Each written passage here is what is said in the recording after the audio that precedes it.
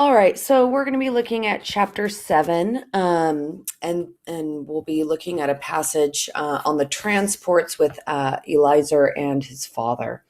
If you're following along in your book, this will be around pages 93 to 94. So let's start a couple paragraphs in, maybe at the third paragraph. We'll start a little bit actually up. So this is Eliezer, and he's saying, my gaze remained fixed on someone who, eyes wide open, stared into space. His colorless face, meaning a lack of life, was covered with a layer of frost and snow. So he is looking into literally death. Kind of as what is introducing this next paragraph, right? My father had huddled near me, draped in his blanket, shoulders laden with snow. Again, this kind of reference up here. And what if he were dead as well? I called out to him, no response. I would have screamed if I could have. He was not moving. So maybe the father here is acting, looking dead. Right? Suddenly, the evidence overwhelmed me. There was no longer any reason to live, any reason to fight. And so this, we're kind of seeing reason to live, reason to fight. We're seeing that Ellie, in this instance, is losing faith, not just in God, but he's losing faith in life, right? The train stopped in an empty field. The abrupt halt had wakened a few sleepers. They stood looking around, startled. Outside, the SS walked by shouting, "Throw out all the dead. Outside, all the corpses." The living were glad. Why? They would have more room. Volunteers began the task. They touched those who had remained on the ground. "Here's one, take him." The volunteers undressed him and eagerly shared his garments, right? So if they're eager to share his garments, this dead man's, then they're very cold, right? Then two gravediggers grabbed him by the head and feet and threw him from the wagon like a sack of flour. Oof. So this is like dead weight.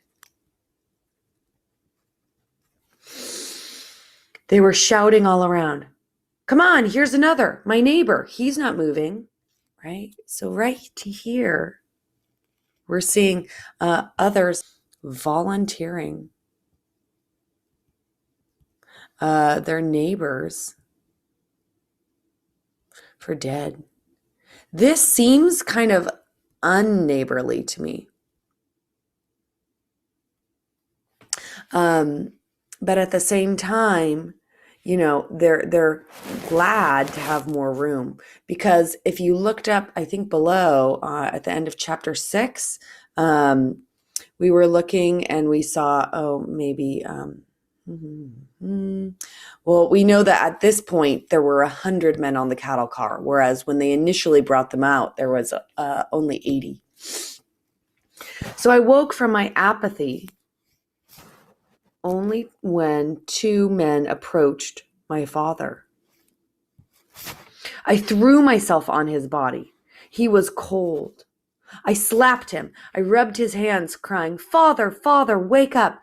They're going to throw you outside," right? They're going to leave left kind of for dead. The only person protecting his father right now is Eliezer. Ellie has his father's back. Kind of the opposite of, the relationship Rabbi Elihu and his son have. Remember earlier back in chapter 4 or 5, his body remained inert, right? And the two grave diggers had grabbed me by the neck. Leave him alone.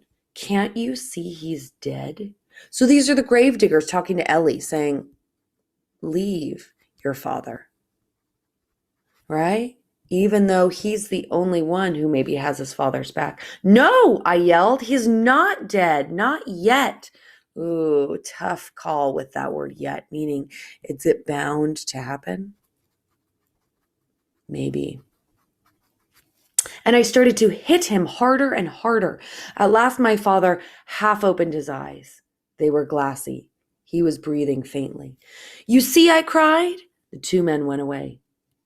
20 corpses were thrown from our wagon. That was in just this transport, 20%. And those were of the healthy, the young, and, the strong, right? Those are what's left, and 20% were thrown. Then the train resumed its journey, leaving in the wake a snowy field in Poland, hundreds of naked orphans without a tomb.